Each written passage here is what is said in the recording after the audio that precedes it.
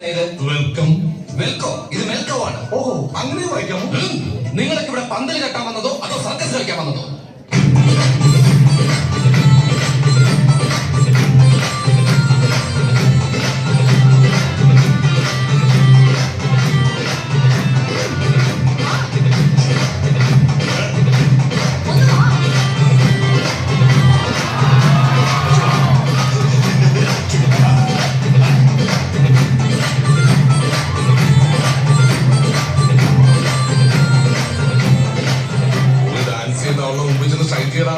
പോടാ.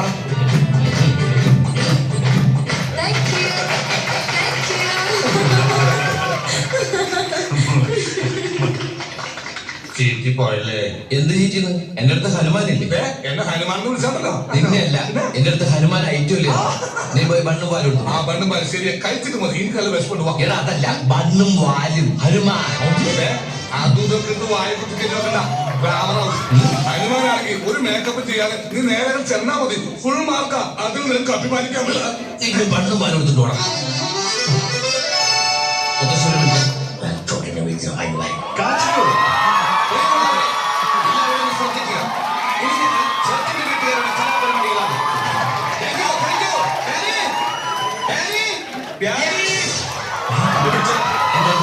ചെറുക്കന്റെ വീട്ടുകാരുടെ പരിപാടി live show, body show, music with body muscles.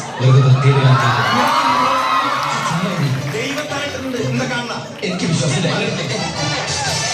പ്രിയമുള്ള ശരീര സൗന്ദര്യ ഇത് ആരംഭിക്കുന്നു. Music with body muscles.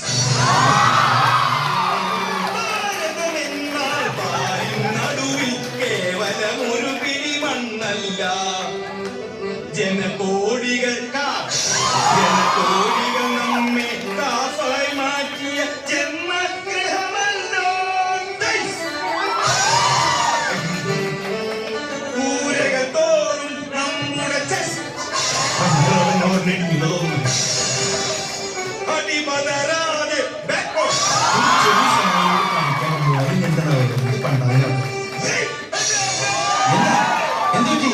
അടിപ്പിടിച്ചുട്ടാ മസിലടി പിടിച്ചു.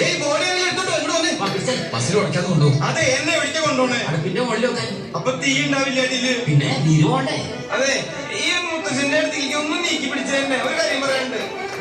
ഇവിടെ ഒരാള് മരിക്കാൻ കിടക്കുമ്പോ ഹാർമോണിയം വായിച്ചു കളിക്കാം. നീര് മസാലാണ് ചേട്ടൻ കളിക്കാൻ പറഞ്ഞത്.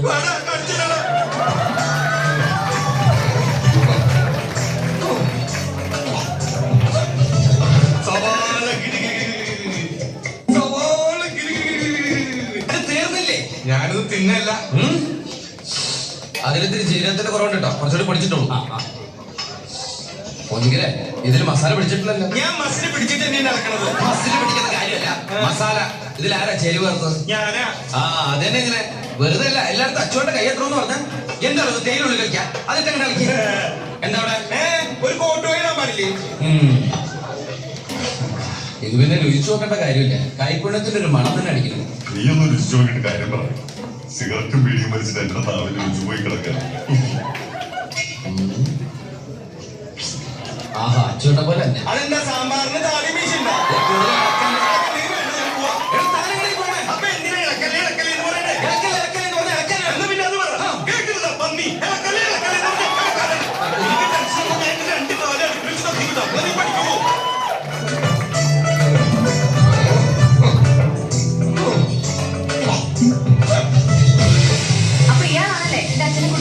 അതെ, തമ്പിസാറ് വേണ്ടെന്ന് പലവട്ടം പറഞ്ഞ കഴിച്ചില്ലെങ്കിൽ സദ്യക്ക് ഞാൻ പായസം വിളമ്പില്ല എന്ന് പറഞ്ഞപ്പോഴാ പാവം അദ്ദേഹം കഴിച്ചത്.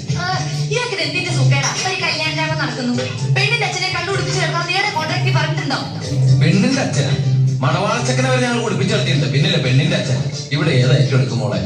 ഒരു കുഞ്ഞിന്റെ ജനനം, അതിന്റെ 28 ബർത്ത്ഡേ പാർട്ടി, വിവാഹ നിശ്ചയം, വിവാഹം, വിവാഹ വാർഷികം, വെള്ളമണി പാർട്ടി, വെള്ളമടിച്ച് കണ്ണുപോയി അതിന്റെ പാർട്ടി, 16 അടിയന്തരം, ശ്രാദ്ധം. കേക്കെടുക്കും ഈ കല്യാണം. ഏർപ്പാടാക്കി തരാലോ. തനിക്ക് ചെക്കൻ വേണോ? ഞാൻ റെഡി. അത് ശരിയാ. പുകവലിയില്ല, മുറുക്കില്ല, വെള്ളാടിയില്ല. അതൊക്കെ എന്തിനാ ഇവിടെ പറയുന്നത്? കിടക്കട്ടെ സാർ പോയി കിടന്നോളൂ. ഞാനൊന്നും പറയട്ടെ. എന്നാ സാർ പറയും? മോളെ, ഇവൻ നല്ല ചെറുക്കനാ.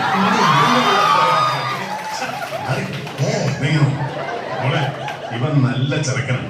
ഇവന്റെ കൂടെ പോയ പട്ടിണിയില്ല, നിനക്കെന്നും സത്യം കൊണ്ട് കഴിയുകയും ചെയ്യും.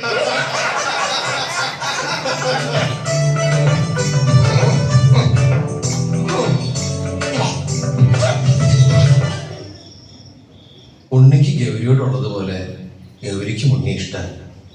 ഇതിനിടയിൽ ഞാൻ വന്ന് പെട്ടുകൊണ്ടാ ആ ഇഷ്ടം അവര് തമ്മിൽ അറിയാതെ പോയത്. ഇതിപ്പോ അറിയാവുന്നത് എനിക്ക് മാത്രമാണ്. ആ സ്ഥിതിക്ക് ഞാനവളോട് സത്യം പറയുന്നതല്ല എന്റെ ഒരു ശരി. ഇതൊക്കെ കേട്ടിട്ട് എന്റെ മസിൽസ് വെട്ടി കേറിയിട്ട് വയ്യ. നീ പറയുന്നത് ശുദ്ധ മണ്ടത്തര, ഞാൻ പറയുന്നതിനേക്കാൾ വലിയ മണ്ടത്തര. ഉദാഹരണത്തിന് ഇവന്റെ ഭാര്യയോട് ഒരുത്തിന് പ്രേമുണ്ട്, അവൾക്ക് ചെറിയൊരു ഇഷ്ടം.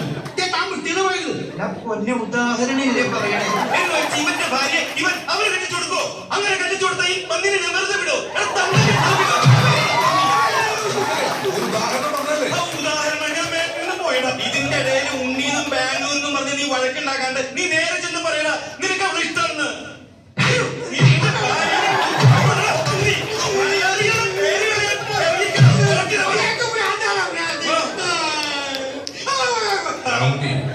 ഒരു പെണ്ണ് എനിക്ക് നിങ്ങൾ ഇഷ്ടമാണെന്ന് ഒരിക്കലേ പറയും, ഒരാളോട് പറയും.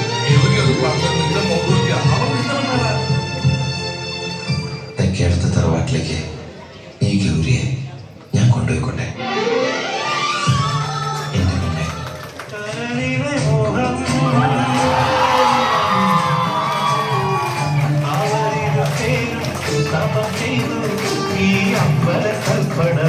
കഥയിലെ രാജകുമാരിയെ പോകുമാ